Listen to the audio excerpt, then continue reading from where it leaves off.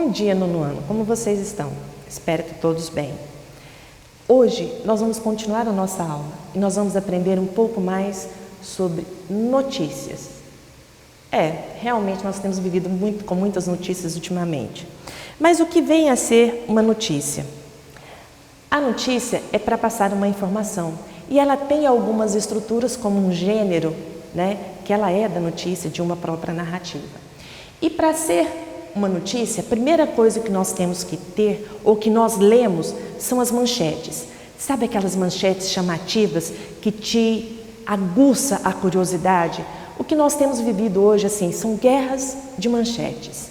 Cada uma querendo ser mais chamativa, cada uma querendo impactar e trazer o leitor para a sua notícia ou para a sua informação. Então, a manchete também, ela é um ponto muito importante da notícia. É a manchete que é o título. Ela serve para atrair a atenção do leitor, ela serve para aguçar, para suscitar, para instigar o leitor a procurar, a saber o que está ali naquela notícia. Geralmente a gente tem umas manchetes bem criativas, E como que a gente pode fazer essa manchete? Ela também tem a sua particularidade, ela tem as suas características. Para ser uma manchete, primeiro, quando você se propõe a fazer uma narrativa, que é uma informação, que é um texto em que você vai levar um fato, um acontecimento, que você seja um repórter, que você esteja relatando esses acontecimentos para alguém, primeiro você escreve o que vai ser informado. Depois que você escreveu o que vai ser informado, a notícia em si, você aí vem e começa a trabalhar a sua manchete. A manchete, ela tem que vir na voz ativa. O que significa isso?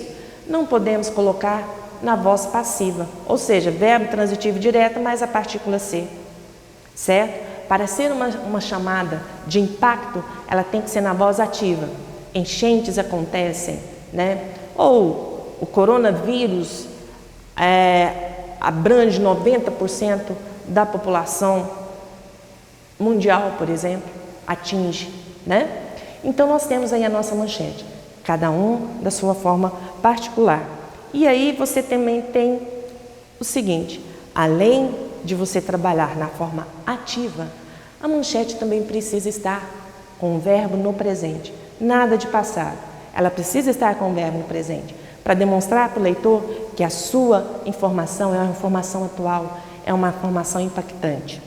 Depois nós temos também manter um texto simples, porque não adianta você criar uma manchete muito elaborada, a pessoa não vai entender e você não vai alcançar o seu objetivo, que é fazer com que ela tenha esse interesse para ler aquilo que você escreveu.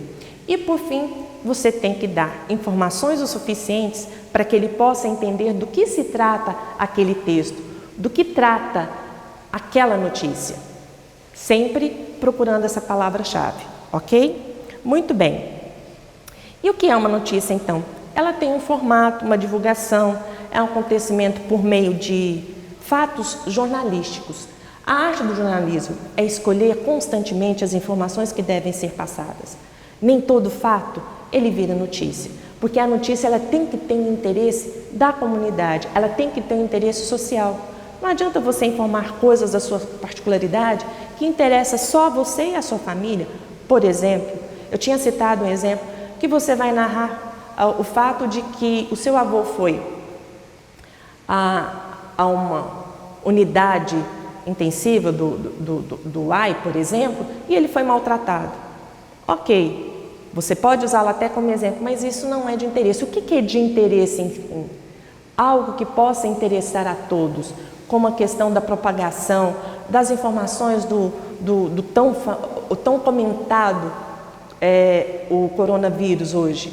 Então, todas as informações viram notícias, porque desde como você se prevenir, lavar as mãos, a maneira como você vai se comportar, a maneira como você entra dentro da sua casa, a maneira como você se veste, ou a maneira como você esteriliza todos à sua volta. Enfim, tudo isso é importante. Então, tudo vira notícia. Então, ela tem essa questão, esse cunho de ser de interesse dessa população, de interesse de uma comunidade. E quais são as características dessa notícia? Ela é um gênero narrativo, ela é um gênero jornalístico, tá? E para tanto trata-se de um texto informativo. Geralmente, gente, quando você trabalha com a notícia, você não trabalha com a sua opinião. Você relata os fatos tais como eles aconteceram.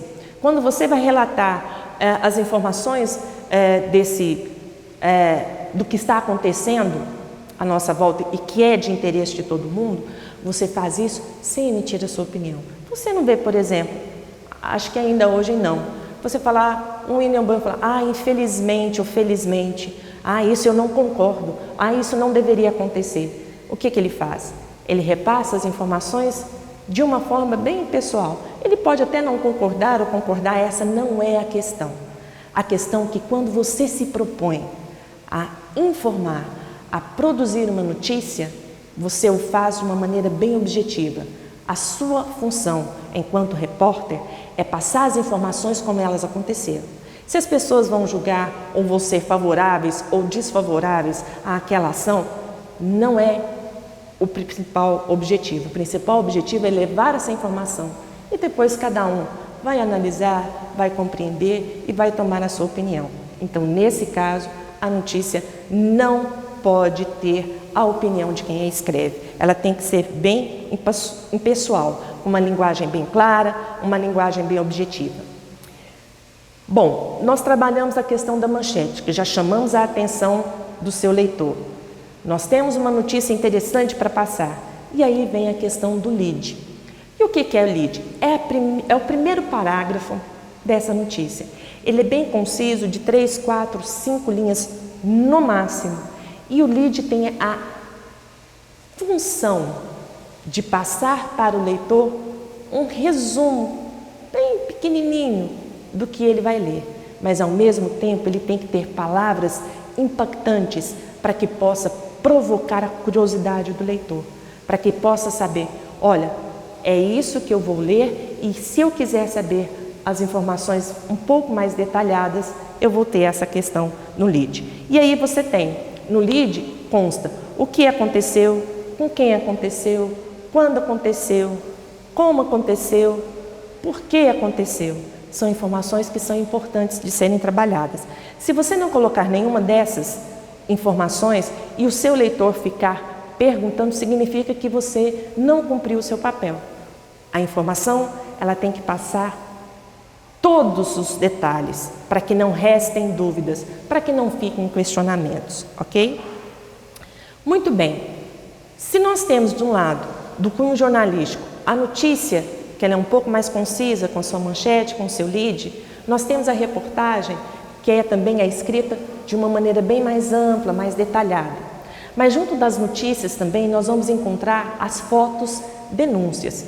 O que vem a ser uma foto denúncia? O que é uma foto jornalista? Uma foto jornalística? Quando você está caminhando na rua, que você vai tirar uma selfie que você vai postar, isso é uma foto do dia a dia, uma selfie. Mas quando essa foto ela ganha uma reflexão social ou um momento social, ela transforma-se numa foto jornalística. E aí, de que forma você pode gerar essa consciência? Você pode denunciar através de uma foto. Já ouviu falar que uma foto, às vezes a imagem, vale mais do que 1000 palavras? É aí que entra essa foto, aquela foto impactante, que você precisaria de milhões de palavras para poder explicar, mas uma única cena, uma única imagem é capaz de criar um impacto maravilhoso e que palavras às vezes não conseguiriam, né? E aí você tem essas questões da reflexão social. Nessa imagem aqui, foi uma imagem que em 1993 ela repercutiu o mundo inteiro. Inclusive, a pessoa que tirou essa imagem foi ganhador do prêmio Pulitzer, que é um dos maiores prêmios em relação ao jornalismo. Ela foi tirada em 1993 no Sudão, que hoje pertence ao Sudão do Sul. Na época ele estava arrasado pela guerra civil. E esse jornalista, o Kevin Carter, que era um jornalista, um fotojornalista sul-africano, estava se preparando para fotografar uma criança faminta tentando chegar no centro das Organizações Unidas, próximo à aldeia. E nesse exato momento em que ela está ali deitada, desnutrida, quase que morrendo, aparece o abutre. E ele clicou esse momento dessa foto. Essa foto repercutiu muito. Pessoas criticaram o tempo todo. Por que que ele, ao invés de não afugentar o abutre, por que que ele, ao invés de não socorrer a criança, ele se aproveitou daquele momento da fragilidade, e algumas pessoas até o chamavam também de abutre de notícias. Enfim, o que as pessoas não sabem, o que há por trás da foto, é que essa foto, ele, antes de afugentar, ele realmente tirou a foto, mas depois ele afugentou o abutre. E se vocês perceberem, a criança ali está já com a pulseirinha que estava sendo atendida pelas Nações Unidas. Então, neste caso, ela já estava sendo atendida, eles tinham dado um tempo. E o que é mais trágico ainda, apesar dele ter ganhado o prêmio Pulitzer, depois ele se suicida aos 33 anos de idade, porque ele não conseguiu superar a pressão que fizeram contra ele. E ele fala numa carta que o mundo, ele representa a questão da dor, da muita dor, da fome e da miséria, e que ele não conseguiu conviver com isso. Então a foto, ela realmente fala muito mais do que 1000 palavras. Um outro momento que nós temos aqui, de uma foto jornalística, que é uma imagem também que ficou muito conhecida em 1989, quando eles estavam em guerra lá na Coreia, na praça de Pequim, e os tanques do exército, eles estavam enfileirados, e de repente, do nada, surge um jovem e que se coloca em frente a esses tanques, e ele resiste bravamente. Então essa foto também é a imagem do homem do tanque, também conhecida como rebelde desconhecido, que ninguém sabe quem é, mas ele se colocou na frente dos tanques para poder fazer o seu protesto, a sua manifestação contra a brutalidade. Foi na Praça Celestial em 1989. Uma outra foto também que tem um grande impacto também é justamente que no dia 30 de outubro de 1961, a Rússia, o Instituto de Sismologia da Suécia, eles ficaram loucos, os instrumentos, porque a União Soviética havia acabado de detonar a mais potente arma já produzida pelo homem, a bomba nuclear, RDS-220. E pelo seu grau de poder destrutivo, ele ganhou um nome, inclusive, de bomba tsar, referente a um dos grandes ditadores também. Essa foto também é muito impactante. Essa aqui também é outra também, que foi a explosão da bomba de Hiroshima e de Nagasaki no dia 30 de outubro de 1961. Aí fala-se que é o cogumelo da morte. Essa foto também é uma das fotos mais impactantes que nós temos ainda. Então, agora, de acordo com o que você percebeu, que nós temos notícias, nós temos manchetes, nós temos reportagem e nós temos fotodenúncia.